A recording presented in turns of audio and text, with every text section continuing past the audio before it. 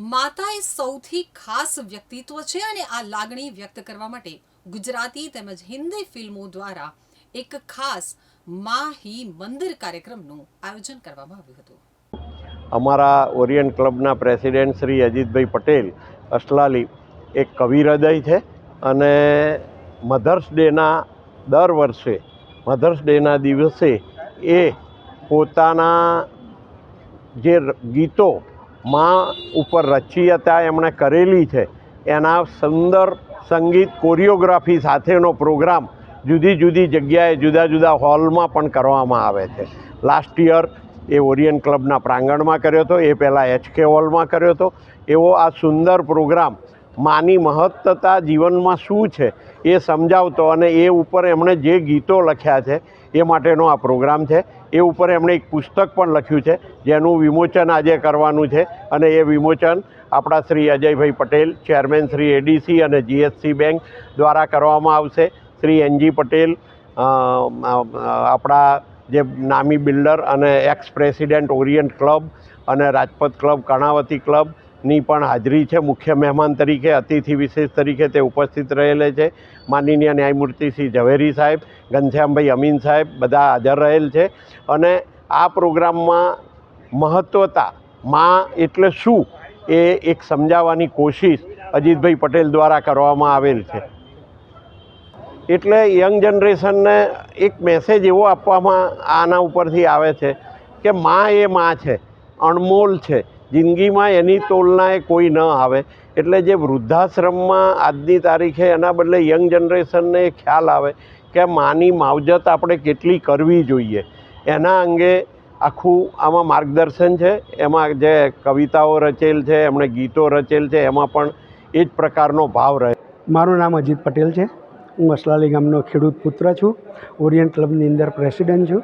અમારો આજનો આ માહી મંદિર કાર્યક્રમ મધર્સ ડે ઉપર નિમિત્ત છે।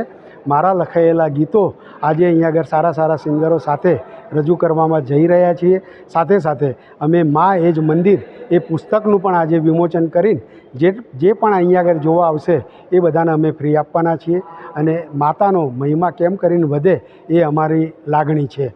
વધારે તો સારા સારા નામાંકિત કલાકારો જેવા કે હિમાંશુ ત્રિવેદી, પ્રહર વોરા, ડૉક્ટર પાયલ વખારિયા, બોમ્બેથી અનન્ય સબનીશ છે, એન્કરની અંદર સમ્રાટ દવે છે અને સંગીત મયુર દવેનું આપવામાં આવેલ છે।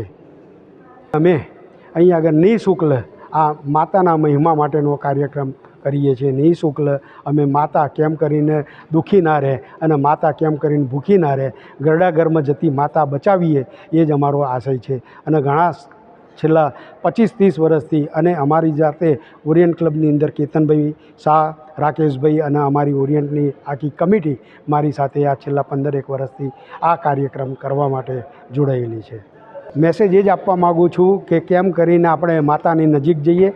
મેસેજ ખાસ મારો એ છે કે કવિ એક તો ગુલાબનું ફૂલ લઈને ઊભો છે, જો એ સામે હજારો કરોડો માણસ હશે તો એ ફૂલને જો આપવા જશે તો ફૂલ કરમાઈ જશે, એની પાંખડીઓ પણ વિખરાઈ જશે અને એની સુવાસ પણ નહીં મળે।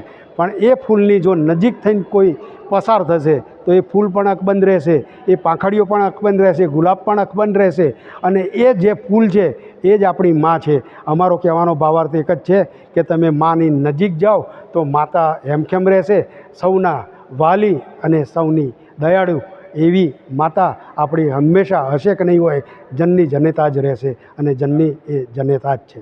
મેં એ પુસ્તકની અંદર મારા જે ગીતો લખ્યા છે એ ગીતોનો ભાવાર્થ લખ્યો છે કે ગીતોનો શું ભાવાર્થ છે, એટલે મા ઉપરના રિલેટેડ બધા ગીતો છે અને માતાનો જેટલો બી મહિમા આપણે ગાવીએ એટલો ઓછો છે। એ બધા ગીતો દ્વારા મેં એ રજૂઆત કરવાની કોશિશ કરી છે।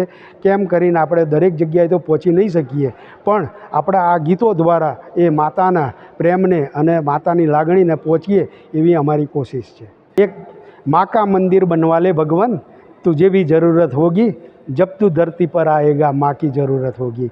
જ્યારે જ્યારે માતા જ્યારે કોઈ ભગવાનને પણ આપણે કહીએ છીએ કે ભગવાન તમારે પણ જો પૂજાવવું હશે તો માતાની કુખે થઈને જન્મ લેવો પડશે, એ સિવાય તમે પૂજાઈ નથી શકવાના। માટે આપણે ભગવાનને અપીલ કરીએ છીએ કે ભગવાન माँ का मंदिर बनवा ले भगवान, तुझे भी ज़रूरत होगी, जब तू धरती पर आएगा माँ की ज़रूरत होगी।